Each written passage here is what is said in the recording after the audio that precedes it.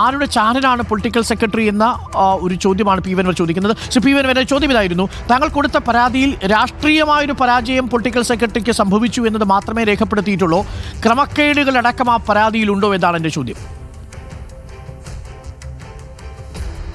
എല്ലാം ഉണ്ട്. നിങ്ങൾ ചോദിക്കുന്ന ചോദ്യങ്ങൾക്കെല്ലാം ഉത്തരം അതിലുണ്ട്. അദ്ദേഹത്തിൻ്റെ രാഷ്ട്രീയ നിലപാട് തന്നെയാണ് ഞാൻ ചോദ്യം ചെയ്തിട്ടുള്ളത്.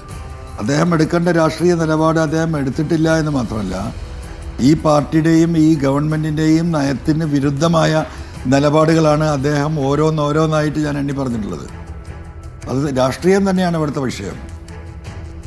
അതായത് പാർട്ടിയെയും മുഖ്യമന്ത്രിയെയും പ്രതിക്കൂട്ടിൽ നിർത്തുന്ന നിലപാടുകൾ പൊളിറ്റിക്കൽ സെക്രട്ടറി സ്വീകരിച്ചു. തീർച്ചയായിട്ടും ആ നിലപാട് തന്നെയല്ലേ ഇപ്പോൾ ഈ വിജിലൻസ് അന്വേഷണത്തിലും അദ്ദേഹം സ്വീകരിച്ചിട്ടുള്ളത്. അതിന് ഏറ്റവും അവസാനത്തെ തെളിവല്ലേ. എന്തിനാ 7-8 ദിവസം ഇത് പിടിച്ചു വെച്ചത്? പൊളിറ്റിക്കൽ സെക്രട്ടറി എന്നതിൽ പി ശശി പറയുന്നത് ഒരു സംസ്ഥാന കമ്മിറ്റി അംഗമായ താൻ പാർട്ടിക്ക് പുറത്തോ മുഖ്യമന്ത്രി പറയാതെയോ ഒരു കാര്യം ചെയ്യുമെന്ന് കരുതുന്നുണ്ടോ എന്നാണ്.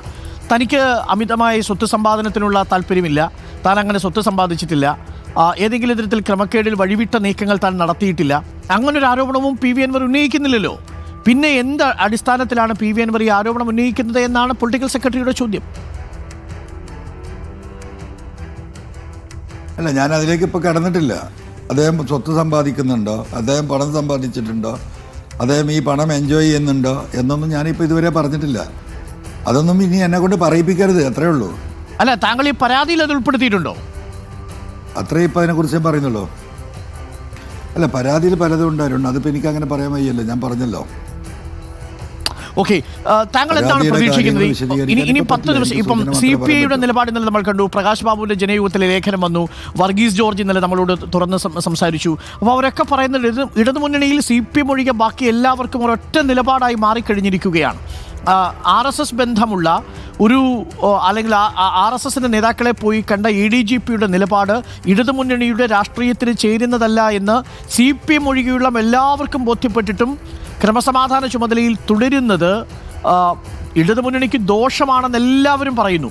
പക്ഷേ അപ്പോഴും ആ ക്രമസമാധാന ചുമതലയിൽ നീക്കാൻ ഒരു എക്സിക്യൂട്ടീവ് ഓർഡർ മതിയാകും എന്നിരിക്കെ എന്തായിരിക്കും മടിക്കുന്നത്?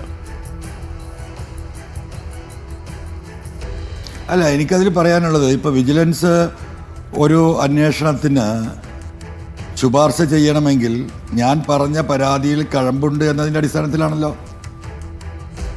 ആ കഴമ്പ് അവർക്ക് ചെറുതായിട്ട് ബോധ്യപ്പെട്ടതിൻ്റെ അടിസ്ഥാനത്തിലാണല്ലോ. അതുകൊണ്ടാണല്ലോ അവർ അനുമതി ചോദിച്ചത്. അത് കഴമ്പുണ്ട് എന്ന ബോധ്യത്തിലാണല്ലോ അപ്പോൾ അനുമതി കൊടുത്തിട്ടുള്ളത്.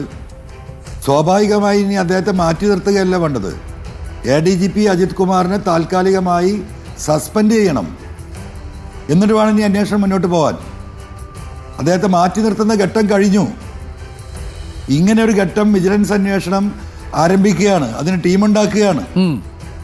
വളരെ ഗുരുതരമായ ആരോപണങ്ങളുടെ അടിസ്ഥാനപരമായ തെളിവുകൾ, സാമ്പത്തിക മേഖലയിൽ അദ്ദേഹം ഉണ്ടാക്കിയതിൻ്റെ തെളിവുകളടക്കം തിരുവനന്തപുരത്ത് ഈ പറയുന്ന കൊട്ടാരത്തിന് മുമ്പിൽ മറ്റൊരു കൊട്ടാരം നിലനിൽക്കുകയാണ്.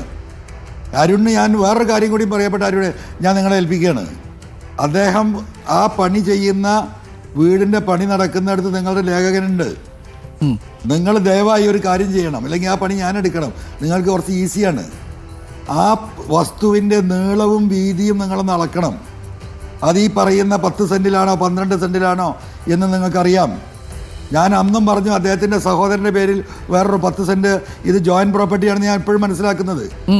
ആ വസ്തുവിൻ്റെ നീളവും വീതിയും അളന്നാൽ അത് എത്ര സെൻറ്റ് ഭൂമിയുണ്ട് എന്ന് അറിയാൻ ഒരു 5 മിനിറ്റ് മതി. ഒന്ന് ക്രോസ് ചെക്ക് ചെയ്യാൻ. അതിൻ്റെ ക്രോസ് ഒന്നും നിങ്ങൾ എടുക്കണ്ട. ജസ്റ്റ് അത് ഒരു ക്രോസ് എന്താ പറയുക, ഒരു സ്ക്വയർ പ്രോപ്പർട്ടിയാണെന്ന് ഞാൻ മനസ്സിലാക്കുന്നത്. ഇപ്പം നിങ്ങൾ അദ്ദേഹത്തോട് ആ കടയിൽ പോയി ഒരു 25 മീറ്ററിൻ്റെ ടേപ്പ് വാങ്ങിക്കൊന്ന് ഇപ്പം അതിൻ്റെ അതിർത്തി ഒന്ന് അളക്കാൻ, ഔട്ടറിലൂടെ, അതിൻ്റെ അകത്തേക്കൊന്നും കയറണ്ട, ഒന്ന് അളന്നാൽ നമുക്കറിയാം ഇത് എത്ര സെൻറ്റാണെന്ന്. 10 സെൻറ്റിൽ നിൽക്കുക എന്ന് മനസ്സിലാക്കാം.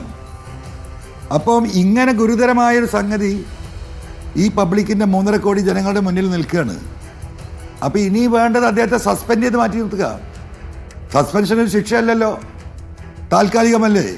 ആ സസ്പെൻഷൻ്റെ അടിസ്ഥാനത്തിൽ നടക്കുന്ന എൻക്വയറി കഴിഞ്ഞിട്ടാണല്ലോ അതിന് മുകളിൽ തീരുമാനം ഉണ്ടാവുക. ഇനി മാറ്റി നിർത്തിയാൽ പോരാ. അത് ശരിയായ നിലപാടല്ല. അദ്ദേഹത്തെ സസ്പെൻഡ് ചെയ്യണം. അതാണ് ഞാൻ പറയുന്നത്.